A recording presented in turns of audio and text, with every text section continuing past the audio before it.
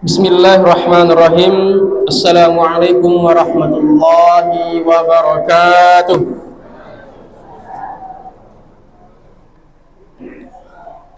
Alhamdulillahilladzi anzala as-sakinata fi qulubil mu'minin liyazdadu imanan ma'a imanihim. Walillahi junudus samawati wal ardh wa kana Allahu aliman hakima. Asyhadu an la ilaha illallah wahdahu la syarika lah wa asyhadu anna Muhammadan abduhu wa rasuluh. Allahumma salli wa sallim wa barik ala nabiyyina wa rasulina Muhammad wa ala alihi wa man tabi'ahum bi ihsanin ila yaumiddin. Rabbi israh li sadri wa yassir li amri wahlul 'uqdatam min lisani yafqahul qawli. Qala Allah Ta'ala fil Qur'anil Karim, A'udzu billahi minasy syaithanir rajim. Bismillahirrahmanirrahim. Ya ayyuhalladzina amanu kutiba 'alaikumus syiyam kama kutiba 'alal ladzina min qablikum la'allakum tattaqun.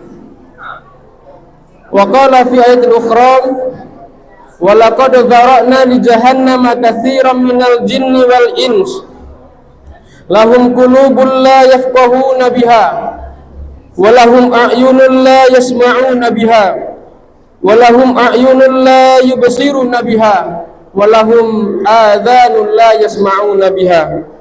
Ulaika kal an'ami bal hum adall wa ulaika humul ghafilun. Shadaqallahul azim. Bapak Ibu jamaah salat Isya rahimakumullah, kembali kita bersyukur kepada Allah Subhanahu wa taala atas limpahan nikmat dan karunia-Nya, baik itu berupa nikmat iman dan Islam maupun nikmat kesehatan dan kesempatan, sehingga kita dengan mudahnya melangkahkan kaki kita, mengayunkan tangan kita menuju rumah Allah ini untuk melaksanakan suatu kewajiban kita, yakni melaksanakan salat Isya secara berjamaah. Dari apa yang telah Allah berikan kepada kita sebagai hamba yang lemah, sebagai hamba yang dhaif, tentu sudah sepantasnya kita bersyukur kepada Allah Subhanahu wa taala seraya mengucapkan alhamdulillah dan mengaplikasikan segala apa yang telah Allah berikan kepada kita dalam bentuk ibadah dan meninggalkan segala apa yang telah Allah larang kepada kita. Kata Allah, la in syakartum la azidannakum wa la in kafartum inna azabi la syadid. Barang siapa yang bersyukur atas nikmatku, maka akan aku tambah nikmat tersebut. Namun sebaliknya, barang siapa yang kufur atas nikmatku, ingatlah azabku bersangatan pedihnya. Langkah yang kedua, salawat dan salam tentu tak bosan-bosannya kita haturkan, kita junjung tinggikan kepada Nabi Allah, Nabi Muhammad Rasulullah sallallahu alaihi wasallam, yang merupakan contoh suri tauladan di dalam menjalankan hidup dan kehidupan ini. Tentu sebagai umatnya yang setia kepada beliau, yang setia menjalankan sunnah-sunnahnya, sudah sepantasnya bagi kita melafazkan doa kepada beliau, Allahumma sholli ala Muhammad wa ala ali Muhammad. Bapak Ibu jamaah salat Isya rahimakumullah, duduknya yang di mukola bukan untuk menggurui, bukan untuk mengajari, dan duduknya yang di mukola bukan adalah seorang ustadz, tetapi kami dari pimpinan cabang Pemuda Muhammadiyah Batahan yang dalam hal ini masih berprogres belajar untuk menjadi mubalik, menjawab apa yang disarankan oleh pimpinan cabang Muhammadiyah Batahan melalui majelis tablik dan tarjih. Karena dalam Al-Quran Allah katakan, wal yakhshal ladzina law taraku min khalfihim dzurriyyatan di'afa khalfu alaihim falyattaqullaha wal yaqulu qawlan sadida. Dalam surah An-Nisa ini Allah katakan, dan sungguh dan hendaklah takut kepada Allah Subhanahu wa taala orang-orang yang meninggalkan generasinya di dalam keadaan lemah. Lemah dalam artian Bapak Ibu, lemah akan akidahnya, lemah akan ibadahnya, lemah akan akhlaknya. Hal inilah yang menjadi cambuk bagi pimpinan cabang Muhammadiyah Batahan untuk mengorbitkan mubalik-mubalik muda melalui pemuda Muhammadiyah, Ikatan Pelajar Muhammadiyah, dan siswi-siswi MTS Muhammadiyah 11 Batahan. Bapak Ibu, jamaah salat Isya rahimakumullah, pada malam kini merupakan malam yang ke-27 bagi kita. Namun di antara kita masih ada saudara-saudara kita yang masih melaksanakan malam yang ke-26. Artinya sudah 26 hari kita melalui bulan puasa Ramadan. Tentu Bapak Ibu, bisa kita merenungkan bahwa bisa kita pertanyakan kepada diri kita pribadi, dari 26 hari yang telah berlalu, sudah seberapa jauh ibadah yang telah kita lakukan dalam puasa ini? Sudah seberapa banyak infak yang telah kita keluarkan? Dan sudah berapa juz Al-Quran yang telah kita baca? Dan sudah sejauh mana puasa Ramadan bisa mengubah diri kita? Tentu pertanyaan ini bisa kita jawab melalui diri kita pribadi. Namun seandainya Bapak Ibu, ibadah kita belum maksimal, mumpung puasa masih tersisa 4 hari lagi, marilah kita mengupdate diri, marilah kita konsisten dalam melaksanakan ibadah. Semoga nantinya di akhir Ramadan gelar la'allakum tattaqun itu kita dapatkan. Bapak Ibu jamaah salat Isya rahimakumullah, di dalam kehidupan ini seringkali kita manusia terlalu sering mengejar yang namanya mengejar harta, mengejar kekayaan, mengejar jabatan kedudukan. Namun terkadang manusia lupa suatu pertanyaan yang penting, suatu pertanyaan yang bisa mengubah arah kehidupan kita di atas dunia ini. Pertanyaan yang simpel, yang mungkin yang sering kita dengar dalam kehidupan kita sehari-hari adalah, untuk apa sebenarnya kita diciptakan oleh Allah Subhanahu wa taala? Dalam hal ini Allah Subhanahu wa taala mengatakan dalam Al-Qur'an, "Wa ma khalaqtul jinna wal ins illa liya'budun." Ayat ini Bapak Ibu mungkin sudah sering kita dengar dan sering kita pahami. Apa kata Allah? Dan tidaklah aku ciptakan jin dan manusia melainkan untuk beribadah kepadaku. Ayat ini menjelaskan bahwa tujuan hidup manusia Allah ciptakan adalah untuk beribadah kepada Allah Subhanahu wa taala. Artinya seluruh aspek kehidupan, seluruh aktivitas kita yang kita lakukan harus berlandaskan kepada Allah Subhanahu wa taala. Harus kita hadirkan Allah di dalam segala aktivitas kita. Ibadah dalam Islam tidak hanya terbatas kepada salat, zakat maupun puasa. Namun Bapak Ibu, ibadah dalam artian luas adalah segala aktivitas yang kita lakukan, ibadah yang kita lakukan, kita niatkan kepada Allah Subhanahu wa taala dengan niat yang sebenar-benarnya. Innamal a'malu binniyat. Segala sesuatu itu didasari dengan niatnya. Kalau niat kita bagus, insya Allah apapun yang akan kita lakukan akan bernilai ibadah di sisi Allah Subhanahu wa taala. Dalam hal ini Bapak Ibu, mungkin banyak contoh yang bisa kita ibaratkan dalam ibadah. Tentu yang pertama, kita bekerja untuk menafkahi keluarga, itu termasuk ibadah. Kita belajar dalam menuntut ilmu, itu termasuk ibadah. Kita membantu sesama manusia, termasuk ibadah. Dan kita berdakwah dalam kebaikan, itu termasuk ibadah. Maka Bapak Ibu, marilah kita konsisten dalam melakukan ibadah kepada Allah Subhanahu wa taala agar kita senantiasa terhindar dari mara bahaya ataupun hal-hal yang mencelakai kita. Oleh karena itu, seorang Islam, seorang muslimin tentu tidak akan memisahkan antara kehidupan dunia dan akhiratnya. Karena di dunia ini kita untuk beramal, dan di akhirat kita akan mendapatkan balasannya.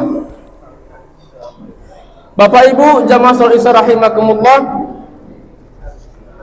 kita manusia Allah ciptakan dalam bentuk yang sebaik-baiknya. Hal ini telah Allah katakan dalam surah At-Tin ayat keempat, laqad khalaqnal insana fi ahsani taqwim. Sungguh telah kami ciptakan manusia dengan bentuk yang sebaik-baiknya. Ayat ini menunjukkan bahwa manusia adalah makhluk yang Allah muliakan, berbeda dari makhluk-makhluk yang lainnya. Allah menciptakan malaikat dan memberikannya akal pikiran. Maka tak heran Bapak Ibu, malaikat itu akan patuh segala perintah Allah. Apa yang Allah larang, malaikat akan mengiyakannya. Malaikat akan selalu mengerjakannya tanpa membantah. Namun sebaliknya, Allah menciptakan hewan ataupun binatang, Allah hanya memberikan hawa nafsu, yang dimana kita tahu bagaimana sifat binatang tersebut. Namun manusia, Allah berikan kita akal pikiran, Allah berikan kita hati, Allah berikan kita panca indera. Dengan akal manusia berpikir, membedakan antara hak dan yang batil, membedakan antara yang benar dan yang salah. Dengan hati, manusia bisa merasakan iman, cinta kepada Allah Subhanahu wa taala dan rasa takut kepadanya. Dengan panca indera, Allah memberikan mata untuk melihat, telinga untuk mendengar, dan lisan untuk berbicara. Maka dari apa yang telah Allah berikan kepada kita, marilah kita pergunakan untuk sebaik-baiknya. Semua nikmat yang Allah berikan kepada kita tentu merupakan amanah dari Allah Subhanahu wa taala, yang nantinya harus kita gunakan untuk kebaikan dan harus kita pertanggungjawabkan di yaumil qiyamah nantinya. Namun Bapak Ibu, kemuliaan manusia tidak hanya terbentuk oleh fisiknya, tetapi juga oleh ketaatan dan kebaikannya. Inna akramakum indallahi atqakum. Sesungguhnya orang yang paling mulia di sisi Allah adalah orang yang paling bertakwa. Namun Bapak Ibu, di balik penciptaan manusia ini, banyak di antara kita yang lalai, banyak di antara kita yang lupa akan tujuan hidupnya. Hal ini telah Allah katakan dalam surah Al-A'raf ayat 179. Walaqad dzara'na li jahannama katsiran minal jinni wal ins lahum qulubun la yafqahuna biha wa lahum a'yunun la yubsiruna biha wa lahum adhanun la yasma'una biha ulaika kal an'ami bal hum adall wa ulaika humul ghafilun. Apa kata Allah? Dan sungguh kami isi neraka jahanam dengan manusia dan jin. Mereka memiliki hati, tetapi tidak dipergunakan untuk memahami ayat-ayat Allah. Dan mereka memiliki mata untuk melihat, tapi tidak dipergunakan untuk melihat tanda-tanda kebesaran Allah. Dan mereka mempunyai telinga, tetapi tidak mau mendengar ayat-ayat Allah. Mereka seperti hewan ternak, bahkan lebih sesat lagi, mereka itulah orang-orang yang lengah. Ma'asyiral muslimin rahimakumullah, ayat ini memperingatkan kita bahwa neraka jahanam itu Bapak Ibu, Allah isi dengan jin dan manusia. Manusia-manusia yang lalai, manusia-manusia yang takabur, manusia-manusia yang sombong. Sombong dalam artian tidak mensyukuri apa yang telah Allah berikan kepada kita. Allah berikan kita hati untuk melihat, untuk merasakan dan memahami ayat-ayat Allah, namun kita lalai akan itu semua. Allah berikan kita mata untuk melihat tanda-tanda kebesaran Allah, tetapi kita lalai akan itu semua. Dan Allah berikan kita telinga untuk mendengar ayat-ayat Allah, namun kita tuli akan ayat-ayat tersebut. Karena itulah Allah menyebut mereka itulah seperti hewan ternak, seperti binatang, bahkan lebih sesat dari itu. Karena hewan tidak memiliki akal, sedangkan manusia memilikinya tetapi tidak digunakan. Bapak Ibu jamaah salat Isya rahimakumullah, tentu ini merupakan peringatan bagi kita semua. Dari 3 ayat yang telah kita sampaikan tadi tentang tujuan kita beribadah kepada Allah Subhanahu wa taala, tentang penciptaan manusia dengan bentuk yang sebaik-baiknya, dan tentang orang-orang yang lalai akan tujuan hidupnya, dapat kita ambil kesimpulan bahwa kita manusia ini Bapak Ibu, tak ada alasan bagi kita, tidak ada kata tidak untuk beribadah, tak ada alasan untuk tunduk dan patuh kepada Allah Subhanahu wa taala. Ini merupakan suatu kewajiban kita agar kita nantinya bisa Allah masukkan ke dalam surganya. Amin ya rabbal alamin. Bapak Ibu, tentu kita bisa melihat tanda-tanda orang yang lalai itu bagaimana. Di sini saya akan menjelaskan beberapa tanda orang-orang yang lalai itu dari hidupnya. Yang pertama, terlalu mencintai dunia. Orang ini hidupnya hanya untuk mengejar harta, hanya untuk mengejarkan ketenangan, mengejarkan jabatan, mengejar kedudukan dan lain sebagainya. Yang kedua, jarang beribadah. Bersyukurlah kita Bapak Ibu, saat ini kita masih Allah beri kesempatan, Allah beri kesehatan untuk kita bisa beribadah kepada Allah Subhanahu wa taala, sehingga nantinya kita terhindar dari golongan orang yang lalai kepada Allah Subhanahu wa taala. Yang selanjutnya, tidak mau mendengarkan nasihat. Orang-orang yang lalai ini tidak akan mau mendengarkan nasihat atau mendengarkan ceramah-ceramah agama, tausiah maupun acara-acara yang lainnya. Dia merasa paling benar sendiri, merasa paling baik, dan inilah orang-orang yang akan lalai dan akan memasukkan kepada neraka jahanam tersebut. Dan selanjutnya, orang-orang yang lalai itu adalah orang yang tidak mau belajar agama. Dia lebih sibuk dengan urusan dunianya daripada mencari ilmu agama. Jika tanda-tanda ini ada pada diri kita, maka kita harus memperbaiki diri sebelum terlambat. Mari kita tetap eksis menjalankan ibadah kepada Allah Subhanahu wa taala, tetap konsisten sampai nantinya puasa ini berakhir. Dari 4 tanda-tanda yang kita sampaikan Bapak Ibu, tentu ada obat ataupun cara menjadi manusia yang paling Allah cintai, yang paling diridai oleh Allah Subhanahu wa taala. Agar kita tidak termasuk orang-orang yang lalai, maka hal yang perlu kita lakukan adalah yang pertama, memperkuat keimanan.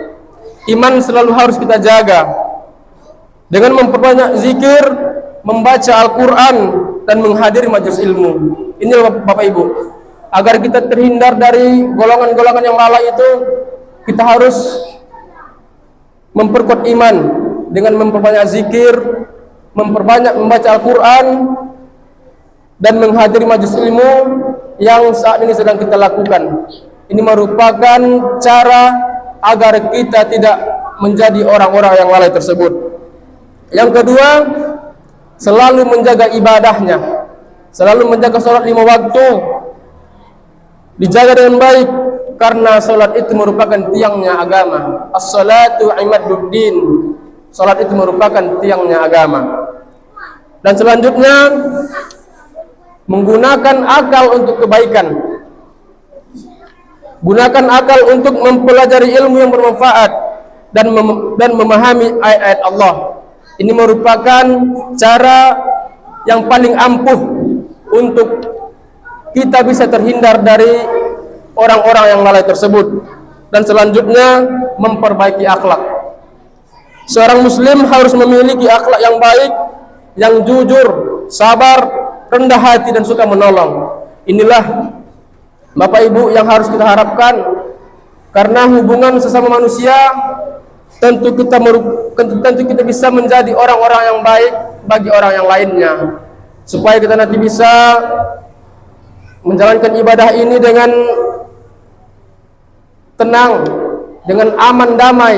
Kita harus juga memperlakukan orang-orang sesuai dengan apa yang telah Allah berikan kepada kita.